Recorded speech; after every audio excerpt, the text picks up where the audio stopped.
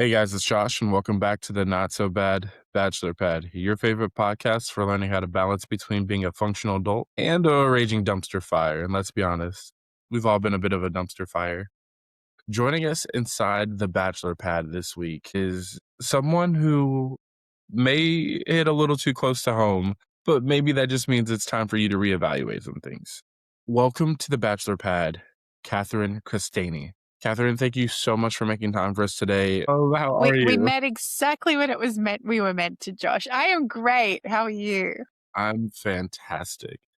Catherine, you probably know a little bit about this, but I feel like people today, myself included, we stay in situations a little longer than we should. You felt like it was over or you just knew it wasn't right, but for some reason you just couldn't walk away. I feel like that's happened to at least 30 people listening right now. Do you know a little bit of something about that? This is my life, Josh. you know, it's truly about, it's not easy. This is the thing. When you're on the outside, you can clearly see what someone else might need to do, right? Like they might be really unhappy in a relationship or they might be unhappy in a job or whatever it looks like. And it's easy for you to see that. But when you're in the thick of it is hard because sometimes there's just so much coming at you that it's hard to find yourself lost in that mess. So for me, my first example of this actually depends how long have we got to go back through my life. No, but the biggest example of this is with my first marriage. So my first marriage, my heart had left, but my head hadn't caught up yet because I was just numbing myself to stay in this relationship. And what I noticed was instead of choosing to leave, it was hard. We were married, right? And I grew up in a Catholic family. So, like, divorce is seen as a failure. So, there was that element playing as well. And then we also had, my behaviors, which I was so good at masking. So, everyone would tell me on the outside how perfect my life was. I got married, I had the house, it was big enough we could have kids. I had a business. My life was perfect, Josh. It definitely wasn't. 100% it wasn't. It was a dumpster fire, is using your terms. But, I'd wake up every morning and cry while I showered. And then to avoid coming home, I'd just stay later and later at work, and it was my own business. So it was really easy to create reasons why I had to stay later and later at work, right? I was like, oh, yeah, I just need to have this meeting with my business partner after hours. And she was single too, so she didn't care. We would have dinner and have a great time.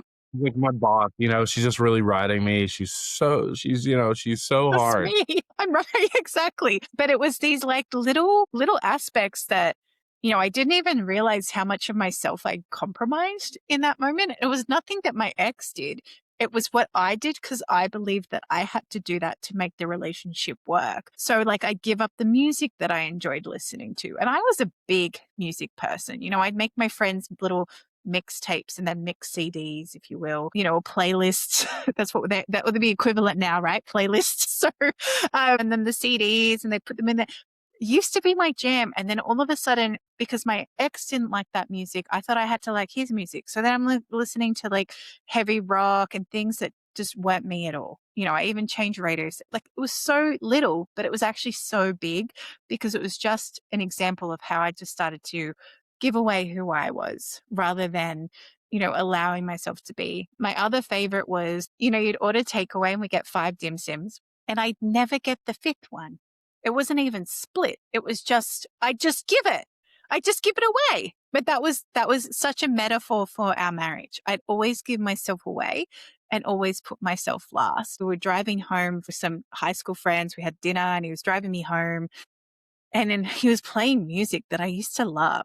And I was like, oh no, I don't know what this is. He's like, I don't know who you are anymore. And I went, I don't know who I am either. And I was like, oh no, I don't know who I am. That was enough. That was the catalyst that just started me questioning and pulling away and realizing how unhappy I really was, even though the mask said that I was fine. That's a real thing. Music is such a love language that I think everybody can relate to it. We all hear a song and we think of somebody, or we're like, oh, I have to share this. We create playlists now. If you are Team Spotify, then you can like share playlists or like create playlists with your friends. So Music is such an essential part of our everyday lives, but it has such a lasting impact. It could transport you back to college, high school, no growing up with your parents when the right song comes on. So I totally get that.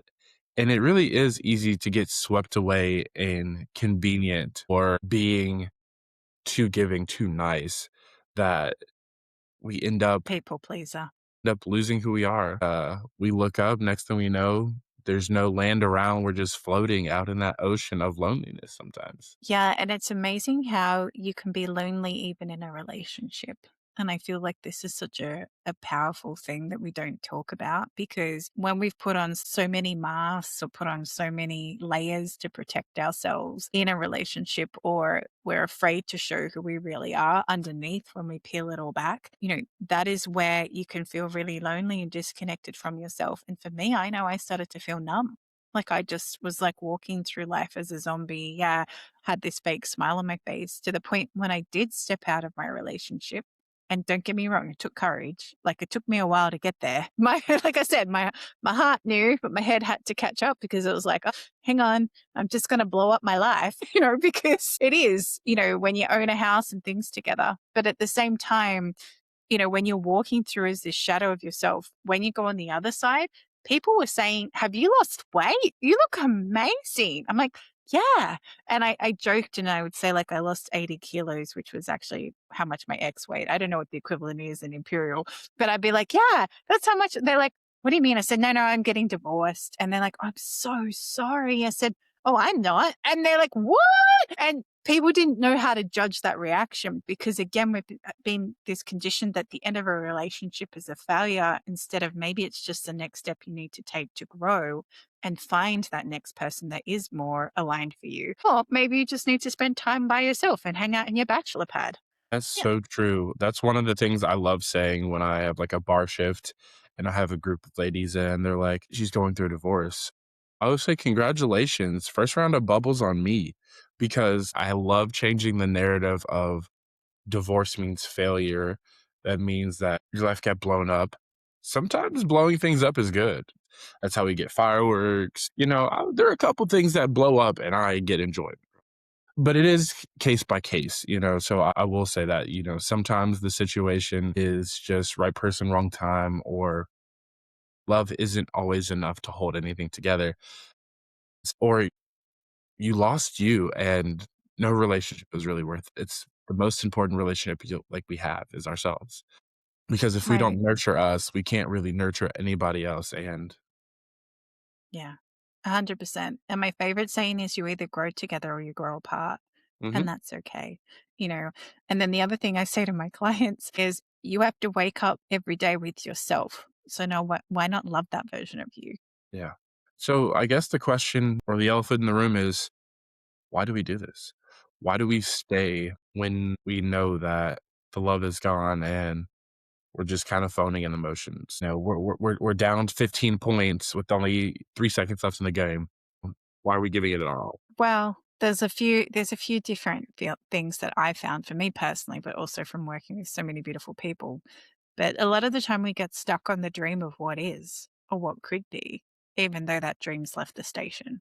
So when we start a relationship with somebody, my favorite thing to say is on your wedding day, you don't imagine your divorce, right? You don't sit there and go, yep, in 5 years, we are going to have a divorce. We have to split all our assets. I need to get my ducks in a row right now. Right. You don't do that. You have this dream of growing old together or what your life would evolve to, going on trips, holidays, whatever it is for you, trust whatever image comes in there. Right. But at the same time, it's we forget that dreams can change and we forget to mourn the old dream. So I've had a lot of people I work with too, and even for me, having reflected back to me, but that's not what's happening.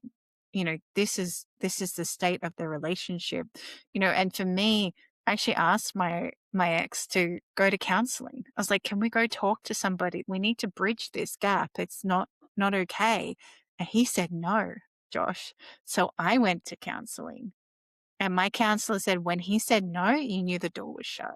And I went, yeah, I did. because he didn't want to put the effort in. He didn't want to work on us. He wasn't open to having that discussion. And this can be sometimes, for me, that was like all these little things. I remember walking down one morning and I'd been at work really late, avoiding being home. But I walked down the next morning and he cooked. And my ex had this habit of managing to use every dish in the house just to cook for himself. But he didn't wash up a single thing. And so I walked down and I've only had like 5, 6 hours sleep. And there's this massive pile of washing up. And I'm like, oh my goodness, how can I live with a person that can't look after himself? And how can we even have kids together? And that for me was that moment of like, right, I can't even see a future with this person anymore. My dream has shifted. That old dream has to go burn. So a lot of people I work with, we have to come back to reality instead of getting stuck on the what could be's, because we get stuck in that fantasy of that dream we initially had. And it's hard. It's not easy. Like it takes courage. It That's true. takes, yeah. Yeah, there was a song lyric that says, "There's never a right time to say goodbye." There's never gonna be a perfect moment where you're like, "You know what? Think we've come to the end of our journey. It's working out for me, it's working out for you. Let's end it." Like you said, on your wedding day, you don't plan your divorce. There's always gonna be something that comes up or something that kinda tethers you or would be inconvenient if you left, but being inconvenienced is no reason to stay. And sometimes it's uncomfortable when we leave because we're so familiar with making ourselves small or making ourselves numb or whatever it is. And when we step out of that and go into a new reality, like one that we can actually be ourselves and start to expand, it feels uncomfortable because it's new. And then our brain likes to kick in, right? Because our thought processes will kick in because it's not a bad thing. Our thoughts are just trying to keep us safe. So often when we go to leave or change something dramatically and a relationship, and it can even be if you're not in a marriage or anything, it can even be changing career or leaving a job that hasn't fulfilled you because there's this deep thing in our head like, oh no, I've got to stay loyal. I've got to stay in this job even though they're not giving me the promotions and they're not seeing me for what I'm worth. And I've just got to accept that, but you don't. You always have a choice. And this is the thing. It doesn't matter if you're bound by paper, rings, whatever, contracts, you always have a choice and you can make the choice to step out of the relationship. But it takes courage. You truly need to find some courage in yourself and take that risk. And I can promise you, if you bet on yourself, you will win every single time. You can't go wrong with you to a point. I will say that my generation, we rock at this. Like the younger millennials, it's our superpower saying, I don't need this. And what I mean by this is whenever we're at a job and it's not serving us anymore, we'll leave. Like retirement really isn't a thing we think about anymore just because the world's gotten to be the circus that it is. But I feel like we overcorrected in saying like, hey, you know what? I don't need this. I'll just leave, to the fact that it's now trickling into our romantic lives as well. I think that's why you see less people really getting married or committing or to long-term relationships, because we get a little confused on this isn't serving me or it's difficult, and so I leave. Now, I'm all about if the situation's not right, hey, maybe it's time to call it quits. However, sometimes I think we confuse being difficult with being unfulfilled or not nourishing. And when those two get flip flopped, you're in a free for all, which can be a little bit of a nightmare sometimes. That's the true dumpster fire. I love that you brought that up, Josh. Thank you. Because I always say to people, when you take a risk or you want to change something in your life, go try it on, and see how it feels. And it is exactly like you said, if you keep running away from confrontation or when things get hard, that is going to go into every aspect of your life. If you keep, if you get to a point you're like, that person disagrees with me, instead of having a healthy conversation and you run for the hills, how are you ever going to expand? How are you ever going to grow or change or evolve?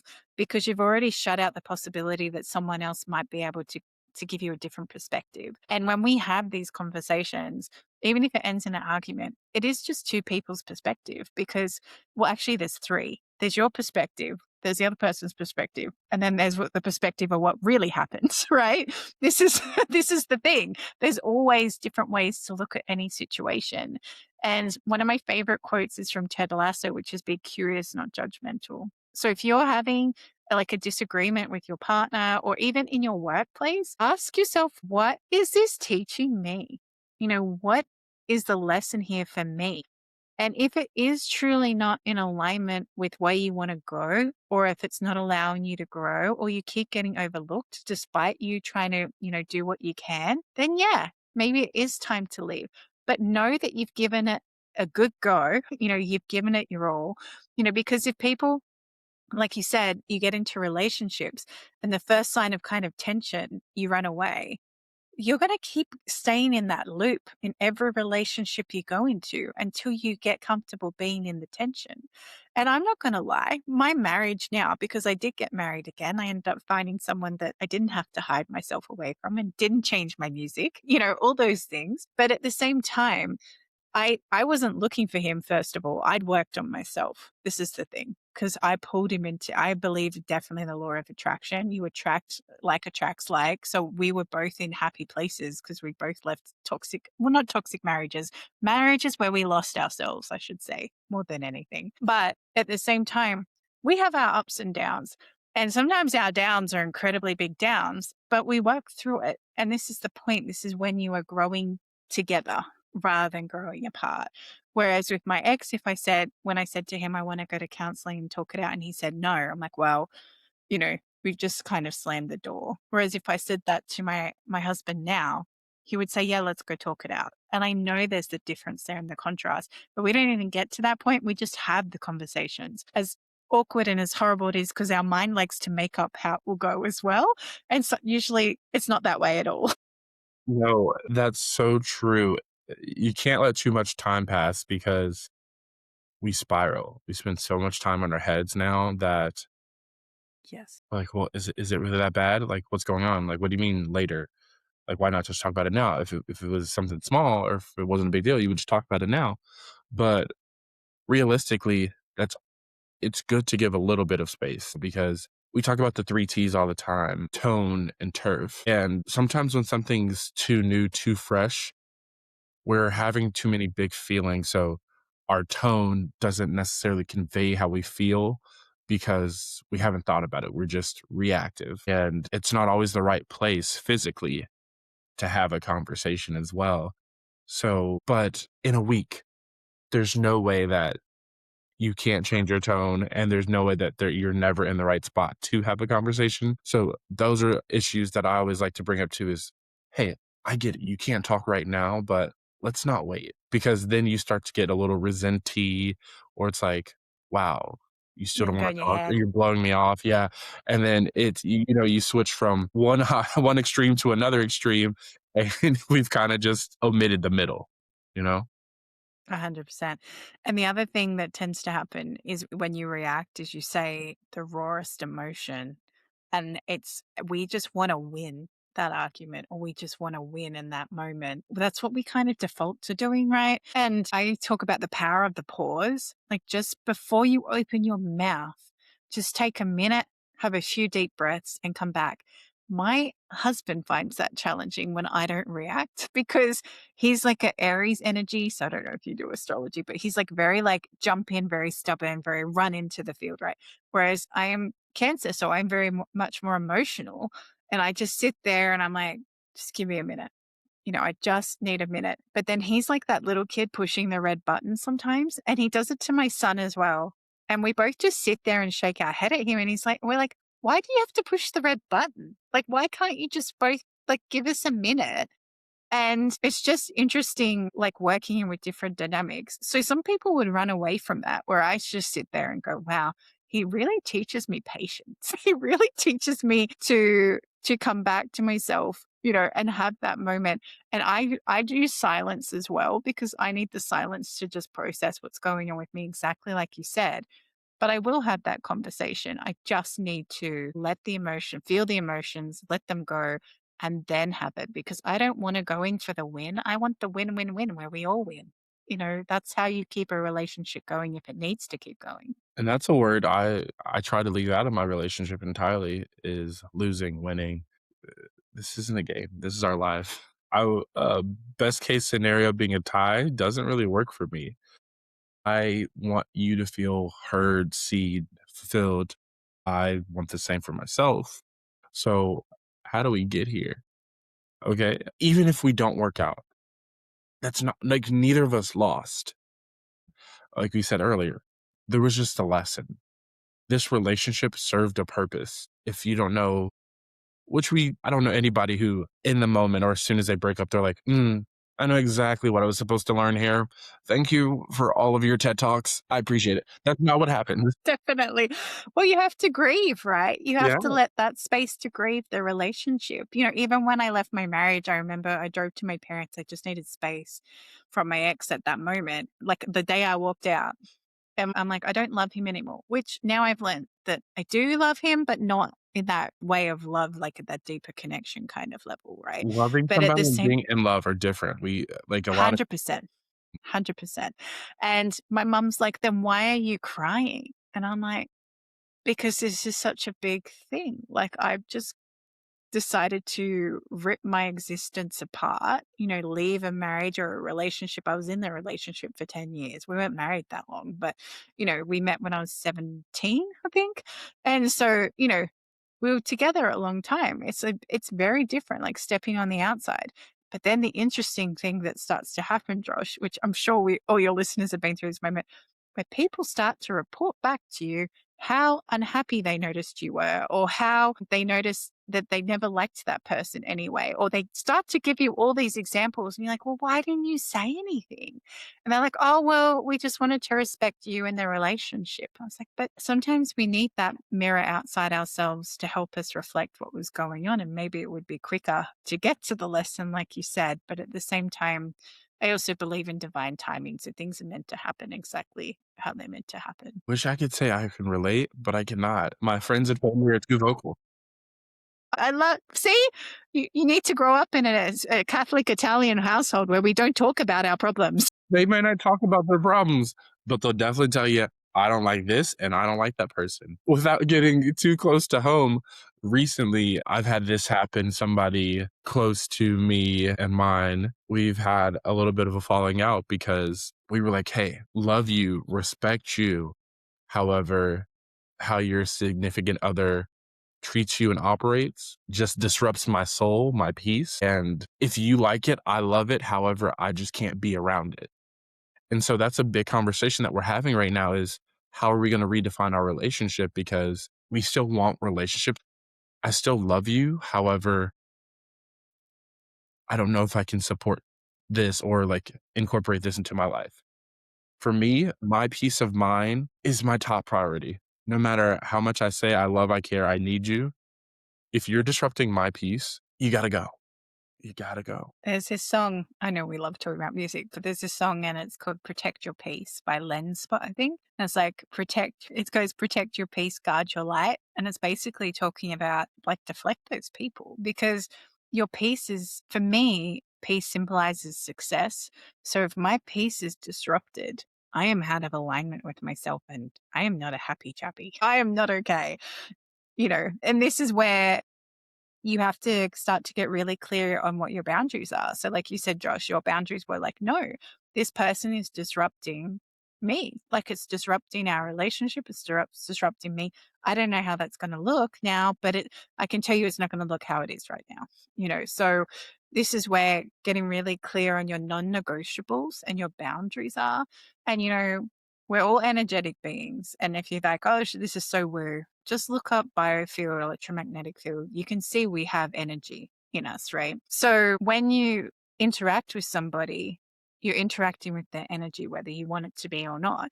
It's like when you walk into a room and you can just feel like you want to run back out again, right? We've all been in those situations. You're like, what did I just walk into? And I'm just going to slowly back out the door or go hide in the bathroom because I don't want to deal with this. And this is where when we interact with people, we kind of take on some of their energy and stuff. So it is important to be aware of who you're surrounding yourself with and what you listen to and what you watch, because all of that does play on your peace of mind and it does make your soul unhappy if you choose to put the wrong things in that energy field that you have around you all the time. No, it's so true. Like, I've started saying this ironically, and I and I hate it sometimes. It's all about the vibe, you know? As I say, we're just catching vibe. It's vibes, no, but that really is a thing. Like, the energy that you get from people can affect your mood. So you could be in a good mood, but then you walk in and somebody it just has a funky, draining energy about them, and then you start to get reactive or testy too, or you're just like, "Well, I don't wanna be here anymore. I don't wanna do this. I was excited about it, but hey, whatever." And then now you pass that on to the next person you interact with, and it becomes a domino effect, and it's the worst. I hate it. But They're they're called energetic vampires. They suck your energy. And you're like, "What just happened?" I know for me, like I have ways to pull my energy back up. I love where our conversation's gone, by the way. But I have things music is a big thing that I do to put my energy back in the right mood. So, you walk in, your excitement, you have that interaction, you're like, what was that? Wait till you have children one day. You want to learn how like your energy and mood can be sucked out of the room really quickly. Have a child in a bad mood. You're like, okay, so change the energy. Go put your favorite song on and dance it out, or sing to the top of your lungs, or put your earphones on and blast whatever you need to just to get out. Or imagine something funny. Do a Happy Gilmore.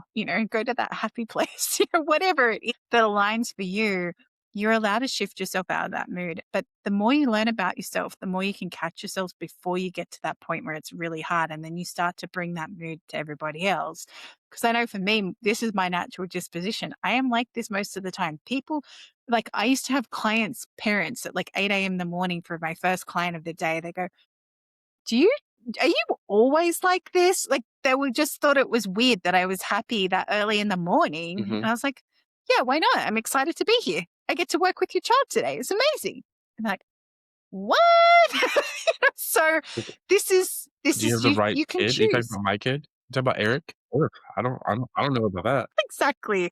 Exactly. But it's the energy you bring. And if you're ever not sure about your energy, spend some time with children because they're little emotional radios or radars, if you will. And if you're in a bad mood, they will make your day significantly worse. And you ask any teacher if they're in a bad mood and they walk into a classroom of 30 kids in a bad mood, the kids will know. And they just fully act up and everything happens. And this has been because my background's as a speech language pathologist working with children, right? So I learned very quickly how communication and how we represent our emotions can be felt by other people, especially kids. Because if I wasn't calm, I can guarantee you my little client with autism spectrum disorder would have a meltdown because their nervous system's already dysregulated and I have to be in that calm. So this is the same in relationships. If you're going in headstrong to that conversation, it makes it hard for you to be actually even listening to the other person because you're already figuring out your rebuttal rather than listening to the underlying emotions of what's really being said. And that goes back to what we were talking about earlier is you were trying to win. Yes. I was like, "Bud, babe, love, my life, my bestie, what are you winning? I don't see a court around here. I don't see a referee or a scorecard. What are we winning? Is this a game show? Did I not know? Like, is this cash cab? What's happening?" And that's why, like, some people do hate talking to me when they're upset because they're like, "You're just so unbothered." I'm not unbothered, but I don't want you to mistake intensity with connection. Just because I'm not super big, I don't have this huge sense of urgency in this conversation, doesn't mean that I'm not present with you. It just means that I'm not gonna play tennis. I'm not I was like, "That's not what we're doing here." I don't have to, like, knock it back at you. Sometimes you're just gonna hit me with something, and I'm gonna sit with it. I'm gonna let you get it all out and be like, "Hey, I heard you. This is how I felt. This is what I heard. Did I misconstrue anything?" And some people, they just hate that. I was like, "Listen, if you're a type of person you need A reaction. a reaction, I can give you one. Hold on, just let me get into character. But let me know that's what we're doing at the start. Otherwise, I'm going to really try to make this an effective dialogue where you feel seen, heard, and there are tangible steps on how we can both come out a little happier than we started. I love that. And I love that you brought that up because it is that active listening that we actually don't get taught, which is truly listen to what they're saying, feel what's underneath what they're saying, and hear what they're asking. I love that you repeat it back too, because that is getting clarity. This is like, okay, this is what I heard. This is what I felt. This is what I heard you need from me. Is that right? We're not taught that. We're taught to be competitive from the moment we start school. Johnny was first in the class. Look at all these gold stars. He's like, I want gold stars too. I want to make sure the teacher's happy. Like it's from that moment we're caused to compete. It's just in there and intrinsically. Sports. Again, there's nothing wrong with sports. I'm not saying that at all. It's just there's that competition. And what when you were talking this phrase that I got so I had a friend, she kept ending up in these interactions with other people, and she was in this kind of weird friend dynamic with her daughter's friends, and they weren't really it was really weird anyway. And she was telling me about it, and I said, oh, I got a message for you because I'm quite intuitive. And she's like, what is it? I said, do not engage. She's like, what? I said, do not engage. I said, don't even participate, just don't even be in the conversation. Do not engage. Anyway, and so this phrase just stuck with me. And then we were out to dinner with my family, and they were talking about a heated topic. And my family are very stubborn. They don't like to listen. They're not very good at that.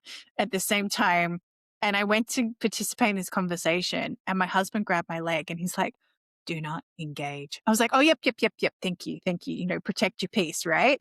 And then they said something else. Then my husband went to start as well. And then I went, do not engage. He goes, yep, yep, yep, yep, yep. So, it can be something like a little reminder like that, do not engage. And I love too, Josh, that you said how you just remain neutral in those things.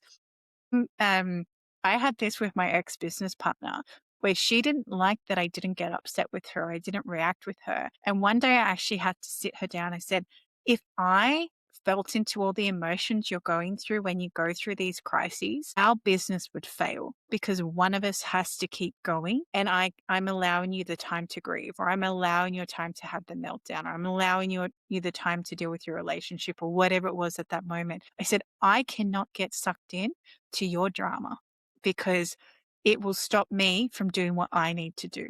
And as soon as I said that to her, she's like, I understand. She used to say I had a cold heart, like I was cold hearted. And that was her interpretation of it, rather than me taking it all in and going, well, I'm not playing this game, but thank you for letting me know your situation. I'm going to step out. But exactly like you said, some people want the reaction. And the reason they want that is they want to stay in the victim role. They want to stay in that cycle of, woe is me. Look how difficult my situation is. And when they don't get that validation from you, they don't know how to react because they're like, but I want to stay in this story. You know, this is happening to me. And I was like, no, I'm not disagreeing. It doesn't sound like a good thing, but at the same time, you have to look at like both sides of the story as well, or the perspective, or, why are you agreeing to that? Why not just stop? So sometimes it can be such a simple solution, but we get stuck and want to stay in that victim role and validating our story that we're stuck in.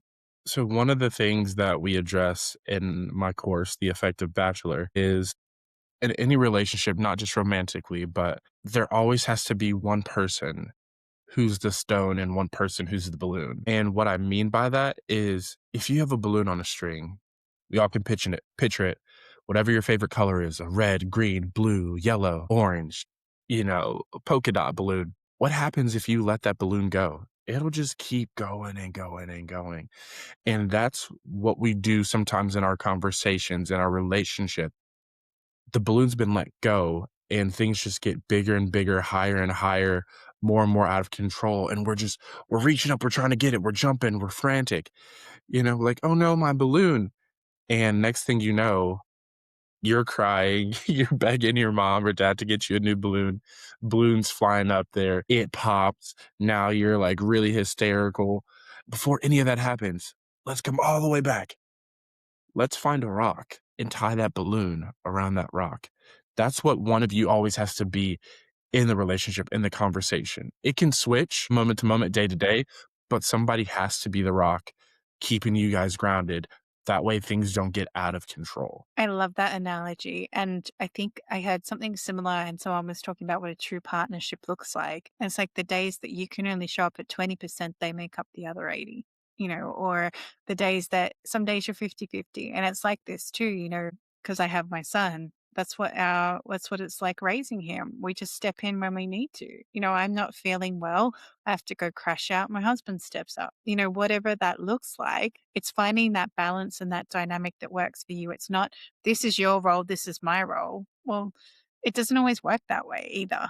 Like you said, you have to interchange because we go through different expansions and we go through different moments in our life. And guess what? Life doesn't have perfect timing where you both go through things at the same time. You have to take turns playing those roles and stepping in. And that I feel is how relationships can grow and have more dynamic and that flexibility versus being stuck in, no, your job is to stay at home and cook and clean, you know, and those very old, I want to say patriarchal, kind of things. And it's not the feminist movement. My husband and I take turns cooking.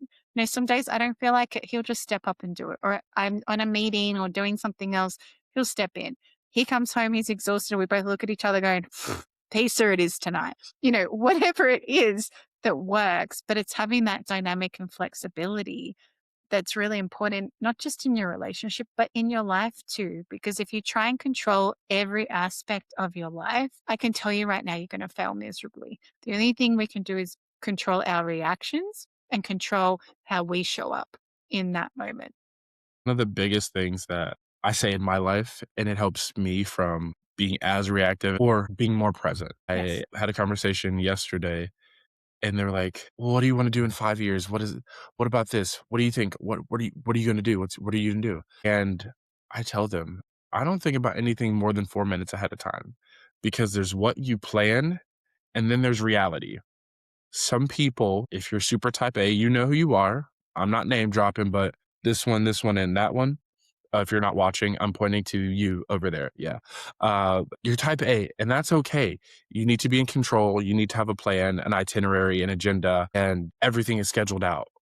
That's okay. However, what happens when your plan, your agenda get a little off track? Yeah, I don't need to say, you know exactly. As soon as I said it, you knew exactly where I was going. And that's the thing. When you are that type of person and you make a plan and reality sets in, it will cause you to spiral, or you'll get so upset that you become that energetic vampire without even realizing it. You're like, when did I get bit? When did I turn? And now I'm just turning everybody else. So, Bitterness, right? yeah, Bitterness of not, and disappointment of not getting what you want. And I guess that's, I like to say, have a dream or a vision that you're heading towards, but don't worry about the plan. The universe will take care of the rest. And even it was interesting last year, I wrote 3 things on my phone. Like that and I had it as my backdrop, as my screen, like as the wallpaper. And I can't remember exactly what all 3 of them, but one of them was to publish a book. And at the end of last year, I looked at it and I was like, oh my goodness, I actually did all of this year. And I didn't actually have the plan in that. It was just there. That was kind of where I knew I was heading. And I didn't know exactly how that would show up. And this is where, when we get too fixated on the details, which I feel is where you're going, Josh, we get lost and we actually miss the bigger picture. We miss the beauty of, oh my goodness, I'm having this amazing walk today and look at that beautiful butterfly landing on that flower. I'm a nature person, right? So it's like, my goodness, look how tiny that bug is. Or why is there flies in my kitchen? All of a sudden, I don't know, go back outside, whatever it is. But it's in those moments that you actually find the most magic. And that's the moments that you can come back to yourself. And like you said, be fully present. It's when you're not present that if you go into the far in the future, you get worry. That's where worry and anxiety comes from because you're too far projecting. If you go in the past and you're sitting in the past all the time, you're going to live in regrets and what ifs and what could have been. But if you're present, neither of those play out. And then you can make decisions in the moment that allow you to stay in your peace and allow you to take steps forward to where you're meant to be heading. I could not agree more. And I would never ask anybody just to let it go, or don't let it affect you too much. Those are words, and you're like, "I would love to do it, but I just can't." I'm okay with that. Do what works for you, but maybe start to incorporate some of these tools that we've been talking about today and see if there is a shift, because really that's the start, is a mindset shift. Once your mind starts to shift, you gain a new perspective, and before you know, you're like, all the things on my list, I kind of ticked them off, and I didn't work too hard, or I wasn't super focused on them, and I was okay with that. Or I didn't hit everything on here, but I still did some things on here, and that was really big, you know? Yeah. Yeah, from running businesses, I had to learn how to stop planning every moment of my life. So, and I started working with this coach and I learned a lot from him, but I also learned a lot of what I didn't like from him as well.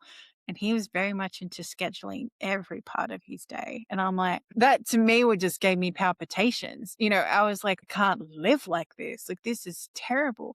Even now, I have certain days of the week where I make sure there's nothing on because I truly just need space. Like I just need to be. If a friend calls up and says, "Hey, you want to go for coffee?" Yeah, let's do it this day. I'm free. Like, let's go. But at the same time, I still have goals and I still have an idea of what I want. I just don't force it anymore. And it's kind of shifting out of this hustle culture. And even this can come back to relationships where it's like, oh, but I'm nearly 30 and I still haven't gotten married and I need to have children. I need to be here in my career. And that is pushing. That is that hustle culture. This is what your life should look like. No, maybe that doesn't flow for you. Maybe you want to build up your career first and then go looking for love, and that's okay. Or maybe you found love and now you want to build up your career. Whatever it looks like for you, it doesn't matter. We're stepping more into this energy where you just allow things to flow. And don't mistake flow for laziness. I want to emphasize that. You still have to do work because it's all good to have these beautiful, inspiring ideas. But if you don't put them to action, they're just going to stay in the ideas. There's not going to be inspiration. It's just, oh, I noticed that I wanted to do that, but I didn't do anything to make it happen. The universe moves with you when you move as well. So this is where, oh my goodness, I want to write a book. Okay, what steps can you take to start writing that book? I honestly wrote a full novel just doing 15 minutes of writing a day. That's all it did. And within a couple months, I had a whole novel, like a 90,000 word novel. I went, whoa, I did that. That's amazing. But all I did was commit to myself and make that promise to myself to show up and do that work each day. And it's not about you don't have enough time, you don't have the money. If you really want to do something and make it work, it's so easy to find the time. It's so easy to make that money appear, and I have been in scarcity. I understand how hard it is sometimes to make money appear. But if it's in true alignment, magic things happen. Money will just drop in your bank account. And I kid you not, I've had that happen multiple times. Hey, you're getting a refund because we lost a court case. I'm like, what? Thank you. I was like, oh my goodness. I got refunded from this other company the other day by mistake. I just said thank you. I was like, great, thank you. I'd rather have that money, than it be in your bank. I've overpaid you for years. So thank you for that. It's like finding those moments. But then once you get that, not going, I got that money for that course I really wanted to do. I'm gonna go drinking instead and use that money. That is a no. You are throwing that back. You are not going to get money again magically like that. So, honor yourself and make when you make those promises with yourself, carry them out, because if you can't keep that self-trust with you, how can anyone trust you? And comes down into every aspect of your life too. That's big. We spend a lot of time talking about not over planning, staying in the moment, realizing what's serving, but we haven't spent a lot of time about trusting us, trusting our instinct. What's the uncomfortable truth that people need to hear if they keep ending up in these in the same relationship over and over again? It's not them, it's you. Look in the mirror. Hey guys, Honestly, yeah. It's not them, it's you.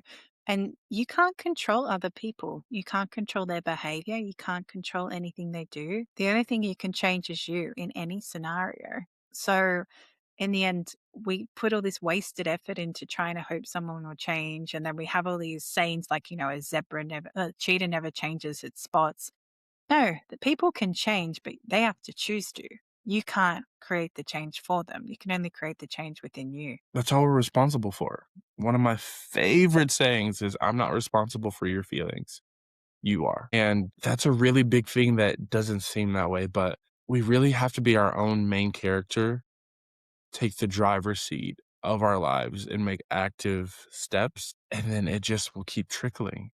Because that's the thing, when you get comfortable, complacent, you switch on the autopilot, you kick your feet up, it's really easy to look up and be like, "Where the hell am I?" And so and that'll lead to a whole new series of problems, so, we have to make sure that we're always engaging and making sure we're correcting, staying on course that so we can reach our destination, even if we don't know exactly where we're going. Yeah. And don't be afraid of change. Like, change is good. And, if you're not choosing to change each day, even just something small about yourself, and I'm not talking about like change your personality. I'm like, hey, I want to do this better. I want to show up better for this, or I want to get closer to my goal today. What does that look like? What can you do to change something, or take a step towards where you want to go? Because if you don't do that, you're not living every day. You're just choosing to die, be one step closer to dying. That's my belief. Because I've been in this marriage 20 years and I just realized that I'm unhappy, because I've been so disconnected from the present moment and what's going on that my life just disappeared. And you don't want to do that. We only get one go at this life. I say that this life, but we only get one go at this life. So why not make it how you choose it to be rather than allowing everyone else to dictate to you how it should be? No, I could not agree more. Now, Catherine, we've gone on a big journey today. Started with maybe I stayed too long, and it ended with I need to trust me and I don't need a roommate, I need a partner. And so if there's anybody listening who realizes I don't know who I am looking at in the mirror and they want to leave their roommate relationship and actually go find someone who reignites their vigor for life and that they truly are actively in love with, how can they reach out to you and have that conversation? Thank you, Josh. And I love the roommate analogy because that's exactly what I said to my ex-husband. We're just roommates. That's what I said. So I love that. I resonate Really with big that so academic right much. now, yeah. Yeah. So the best place is to probably check out my website, which is willowhealing.org. And there's it's called an inner authority call, which is my fancy way of saying coming back to you, right? Trusting your clarity, trusting your intuition. And you can find that on there as well as my other services. Or if you want to check out my books, you can go on there too. Perfect. Guys, thank you so much for making it through another episode of the Not So Bad Bachelor Pad. If you've been hanging out listening to this episode and somebody's been on your mind, that's probably a sign that you need to hit that share button over there in the corner and send this to them so that maybe they start asking themselves, do I recognize that person in the mirror? Or what is this really costing me? And then that will stir them to take a step and join the effective bachelors or reach out to Catherine and have one of those introspective calls. Because really, if you call somebody a friend, a loved one, you want the best for them. And not to toot our horn, but we're kind of the best. No, no, no, Do, we do, do, really, do. I was like, no, we're really here for you guys. So we want to be available. So don't forget to click the links down below in the show notes. If you're watching, it's over in the description somewhere, maybe popping up on your screen. And I will see all you amazing bachelors, bachelorettes, and partner people next week for an all new episode of the Not So Bad Bachelor Pad. See you guys.